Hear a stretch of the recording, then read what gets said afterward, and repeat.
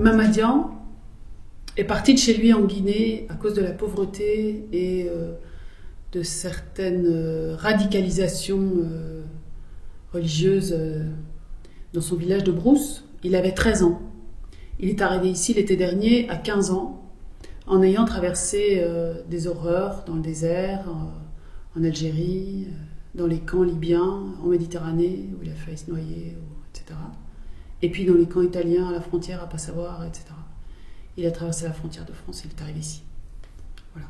Il a vécu des atrocités, il a vu ses amis mourir quelquefois à bout portant, des horreurs, quoi. Et donc il ne dormait pas. Pendant plusieurs mois, il ne dormait pas jusqu'à ce que je me dise, mais apprends-lui donc. Du coup, je lui ai appris à le faire.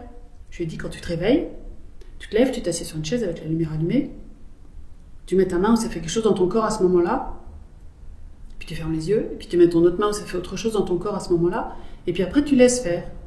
Et je lui ai expliqué ça jusqu'à ce que je comprenne qu'il avait compris ce que je voulais lui faire faire. Et puis un matin, il se lève et il me dit ah oui, j'ai eu ce cauchemar où il y avait un monstre là qui voulait me mordre le bras, affreux. Et puis j'ai fait ça et je me suis rendormie. D'habitude, je ne me rendors pas, tu sais très bien.